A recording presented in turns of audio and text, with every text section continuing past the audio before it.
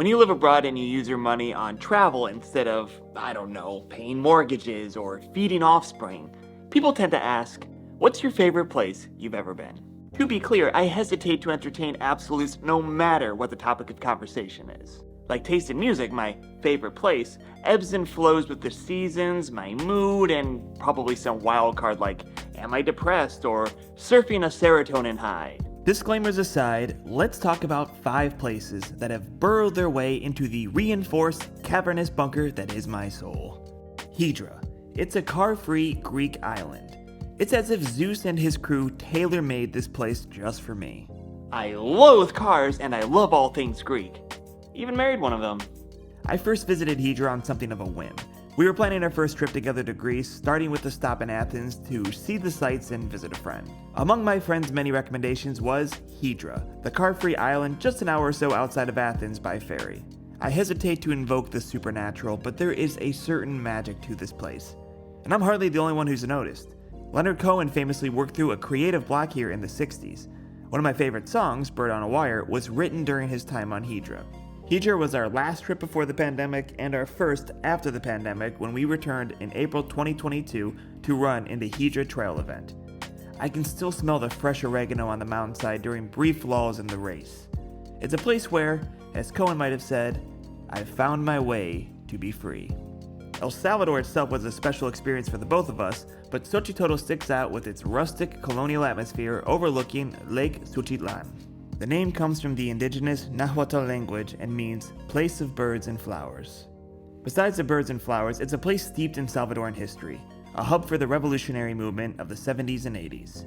Unfortunately, that also made it the scene for a number of battles during the Civil War. But walking the streets these days, it's hard for a foreigner to imagine the horror that ravaged these sleepy cobblestones. It's the kind of place that gives even the most pessimistic and cynical of souls hope that a breath of peace can flourish just about anywhere. Nakasendo, Japan. Well-meaning Westerners are prone to over-romanticizing Japan, as if the country is a masterpiece painting and not a real place with living, breathing people. And honestly, after hiking the Nakasendo Way from just outside of Kyoto to Tokyo, I can see why. From the landscapes emanating serene solitude to the soul-soothing temples and ryokans in the Shakuba or post stations, even the most principled traveler would need a surgeon to remove the rose-colored glasses. Luang Prabang, Laos. A friend of mine teaching in China first put this northern Laotian town on my map. With travel opening back up in Southeast Asia, I quickly set my sights on finally visiting this celebrated but still lesser traveled UNESCO heritage city. And it did not disappoint. I'm often guilty of this myself when I travel, but it's one of those places you get to, you look around, you absorb the atmosphere, and you just think, wow, should I live here? And it's not just a fleeting sensation.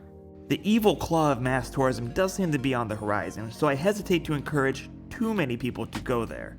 But as things stand, Luang Prabang holds a special place in my heart, even though I did almost die there.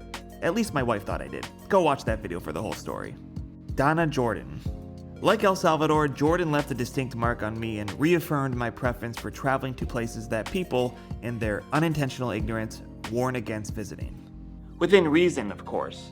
I'm not going to be like one of those travel influencers heading to Syria on the government's dime to regurgitate government propaganda and then cry, oh, but I'm apolitical. Sorry, Dana, we're talking about Dana.